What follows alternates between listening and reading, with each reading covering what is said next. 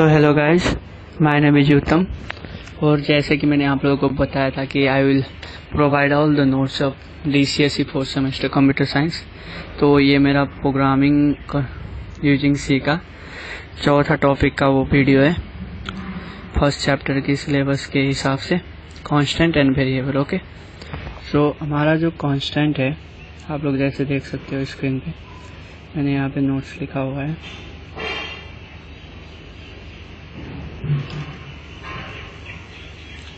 हमारा जो कांस्टेंट होता है वो क्या होता है, हमारा constant the value which remains unchange through the execution of a program आजकल कांस्टेंट, यानी कि हमारा अगर कोई भी वैल्यू दिया हुआ है, अगर वो वैल्यू प्रोग्राम एग्जीक्यूशन के टाइम पे मतलब चेंज नहीं होता है, तो उसको हम क्या बोलते हैं, कांस्टेंट बोलते हैं। और बस इतना ही लिखना है। अगर 1 मार्क्स में क्वेश्चन आए तो इतना ही लिखना है, अगर 2 मार्क्स में आया तो इसके टाइप्स के नाम बस लिख देना, और अगर 8 मार्क्स में आता है तो टाइप्स को डिस्क्राइब भी कर देना। ठीक है, तो आप लोग के ऐसे मार्क्स सिक्योर हो जाएंगे एग्जाम में। तो हमारा टाइप्स ऑफ कांस्टेंट है इंटीजर कांस्टेंट। इंटीजर कांस्टेंट होता क्या है, integer constant can accept any integer value.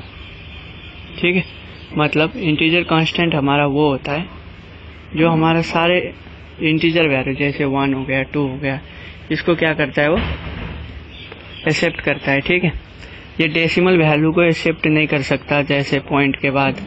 ठीक है, इट कैन बी पॉजिटिव और negative. If no sign is attach, positive sign is consider.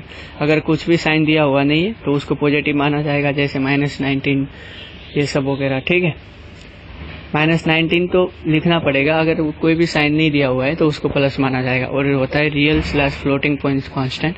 इसका मतलब हुआ हमारा पॉइंट वाला, जैसे 3.14, 4.14। ठीक है, ये कांस्टेंट को बोलते हैं real floating point constant. Real constant can accept value with और without decimal.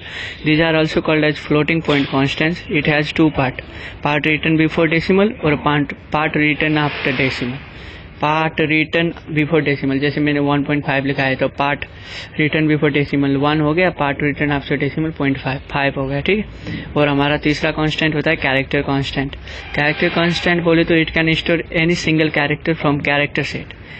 Single character set को सेव कर सकता है। ठीक है, और character can be special character और स्मॉल अल्फाबेट और कैपिटल अल्फाबेट और न्यूमेरिकल कैरेक्टर, कोई सा भी हो सकता है। It is always written in single inverted comma. तो मेन क्या है फंडा, सिंगल इन्वर्टेड कमा के अंदर ये यूज होता है, तब यह उसको क्या बोलेंगे, कैरेक्टर कहलाएगा वो। अगर 1 भी है और उसको सिंगल, अगर 1 दिया हुआ है, 1 तो इंटीजर है ना, लेकिन अगर वो सिंगल इन्वर्टेड कॉमा के अंदर है तो उसको हम कैरेक्टर बोलेंगे। ठीक है गाइस, तो उसके बाद है हमारा string constant. String constant is defined as collection of character.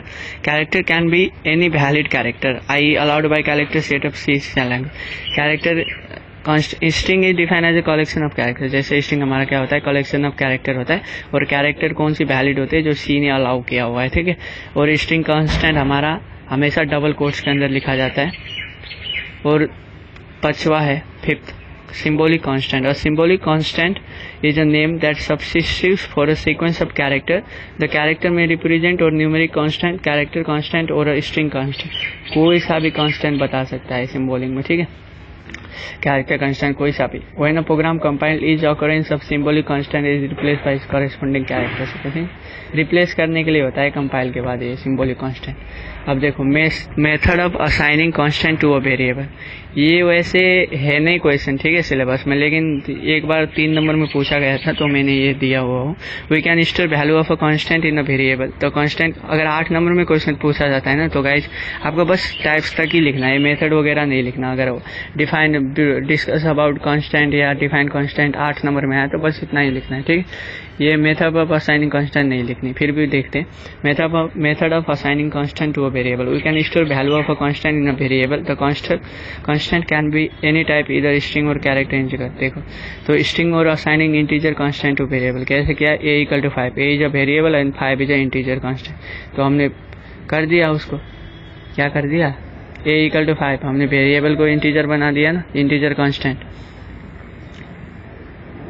और दूसरा है storing or assigning real constant to a = 5.5, a is a variable and 5.5 is a real constant. Storing character constant to variable a is a variable और as character constant, तो ऐसे हम कर सकते हैं। ठीक है गाइज। तो अब दूसरा हमारा आता है वेरिएबल। वेरिएबल क्या होता है?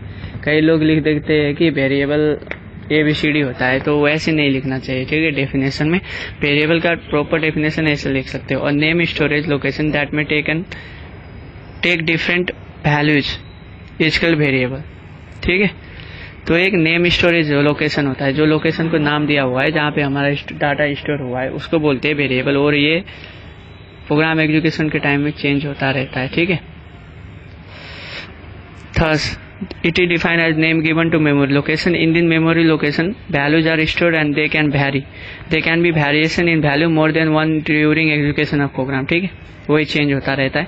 Value of variable at start of program is something से 5, द वैल्यू एट इंट और mid of the program can be different 200 और माइनस। देखा, मैंने बोला था ना, पहले 5 हुआ फिर बाद में 200 हुआ, तो ये मतलब एग्जीक्यूशन टाइम में अपना वैल्यू चेंज करता रहता है।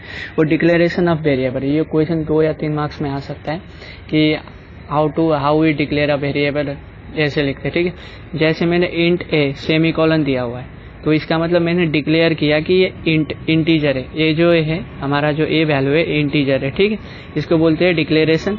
और मैंने ए इक्वल टू 5 सेमीकोलन लगा दिया, तो ये हो गया इनिशियलाइज, मतलब मैंने ए की वैल्यू इनिशियलाइज कर दिया। तो गाइड, डिक्लेरेशन और इनिशियलाइजेशन में मतलब कंफ्यूज मत होना। ठीक है, डिक्लेरेशन मतलब डिक्लेयर करना कौन सी डाटा टाइप है, मतलब ये इंटीजर डाटा टाइप है।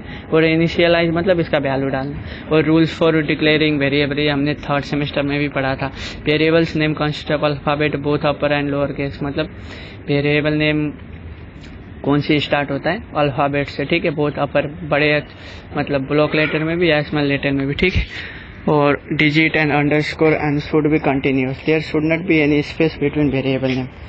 स्पेस यूज नहीं कर सकते। अगर हमें स्पेस मतलब लगता है कि स्पेस देना चाहिए, तो उसके जगह हम सेपरेटर यूज करते हैं, जो नीचे वाला होता है डॉट।